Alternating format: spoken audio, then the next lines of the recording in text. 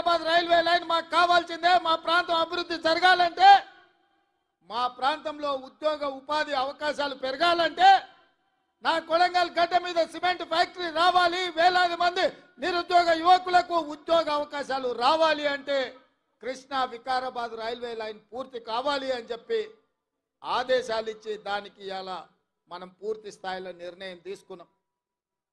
ఇదే కాదు మిత్రులారా, మీరందరు నిలబడి, మీరందరు కష్టపడి, ఇక్కడున్న కార్యకర్తలే తమ రక్తాన్ని చెమటగా మార్చి భుజాలు కాయలు కాసే విధంగా కాంగ్రెస్ పార్టీ జెండాను మోసి 10 సంవత్సరాలు కేసీఆర్ ఎన్ని కేసులు పెట్టినా, ఎంతమందిని జైలుకు పంపించినా, అవసరమైతే మీ ఊపిరొదిలిండ్రు కానీ కాంగ్రెస్ పార్టీ జెండాను వదలలేదు.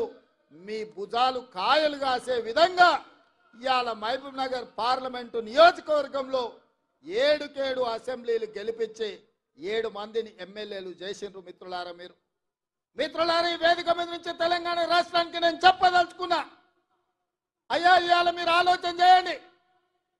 మేము కాంట్రాక్టర్లకో, శ్రీమంతులకో, లేకపోతే జాగీర్దారులకో, జమీందారులకో టికెట్లు ఇయ్యలే. షాద్నగర్ లో నేను టికెట్ ఇచ్చిన ఈర్లపల్లి శంకర్ ఒక రజక కుటుంబం నుంచి, సామాన్య కుటుంబం నుంచి, ఒక రజక కుటుంబంలో ఉన్నవాడు పైకి రావాలంటే ఎంత కష్టమో మీరు ఆలోచన చేయండి. ఇవాళ ఈ రాష్ట్రం మొత్తం మీద ఒక రజక కుటుంబం నుంచి ఒక యువకుడు ఎమ్మెల్యే అయిందంటే అది కాంగ్రెస్ పార్టీ శ్రీమతి సోనియా గాంధీ గారి ఆశీర్వాదంతో ఒక రజకుడు కూడా ఇవాళ కాంగ్రెస్ పార్టీలో ఎమ్మెల్యే అయిందని నేను చెప్పదలుచుకున్నాను. అదేవిధంగా మక్తల్ ప్రాంతంలో అతి చిన్న స్థాయి కార్యకర్త నుంచి కష్టపడి పైకొచ్చి కాంగ్రెస్ పార్టీ జిల్లా పార్టీ అధ్యక్షుడిగా, జడ్పీటీసీగా మీకు అండగా నిలబడ్డ శ్రీహరిని సోనియమ్మ మల్లికార్జున్ ఖర్గే గారి ఆశీర్వాదంతో ఒక ముదిరాజు బిడ్డను ఇవాళ మక్తల్ నుంచి ఎమ్మెల్యేగా గెలిపించడం ఇది కాంగ్రెస్ పార్టీ వల్ల సాధ్యమైందా, లేకపోతే ఇంకెవరైనా ఈ అవకాశం ఇస్తారా అని నేను అడుగుతున్నా.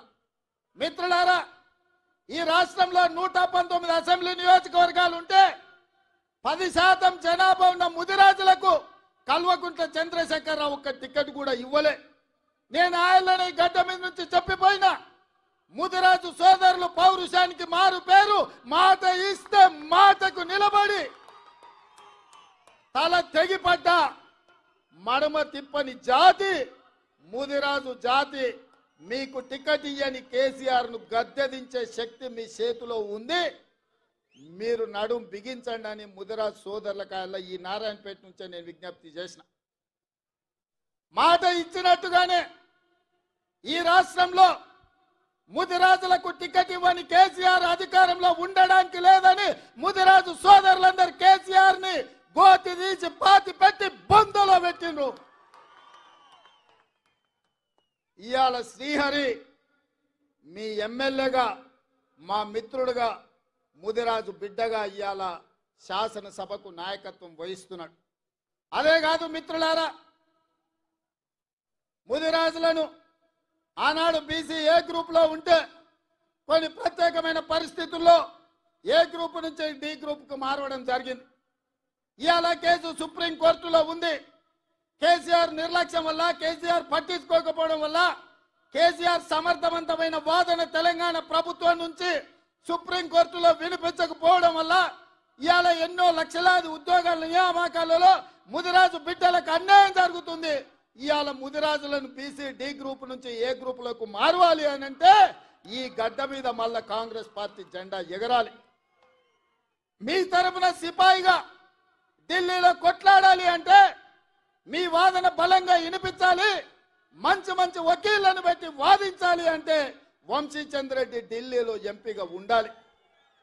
ఇవాళ ముదిరాజ్ సోదరులు నేను ఒక్క మాట ఇవ్వదలుచుకున్న, ప్రత్యేకంగా ఈ రాష్ట్రంలో ఉన్న, తెలంగాణలో ఉన్న 10% ముదిరాజు బిడ్డలారా మీరు ఆలోచన చేయండి. మీ బిడ్డకు కేసీఆర్ ప్రాతినిధ్యం వహించే గజ్వేల్ సిద్దిపేట ఉన్న పార్లమెంటు మెదక్కు నీలం మధు ముదిరాజును కాంగ్రెస్ పార్టీ టికెట్ ఇచ్చింది.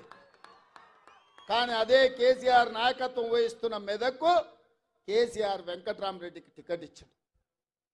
మేమేం ఆలోచన చేస్తామో, కేసీఆర్ ఏం ఆలోచన చేస్తాడో మీరు ఒక్కసారి ఆలోచన చేయండి.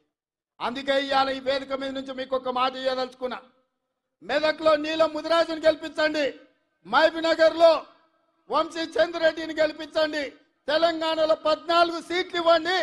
ఆగస్టు 15 తారీఖు లోపల మీ ముదిరాజు బిడ్డను మంత్రిని చేసే బాధ్యత నాది. మీకు శక్తి ఉంది, మీకు యుక్తి ఉంది, మీకు పట్టుదల ఉంది, మీకు పౌరుషం ఉంది, పోరాడే శక్తి మీకుంది. ఇదంతా సంఘటితమై మీరందరూ ఏకమై తెలంగాణ గడ్డ మీద కాంగ్రెస్ కు 14 సీట్లు ఇవ్వండి. మీ బిడ్డను 15 ఆగస్టు తిరిగే లోపల మంత్రిని చేసే బాధ్యత నేను తీసుకుంటా.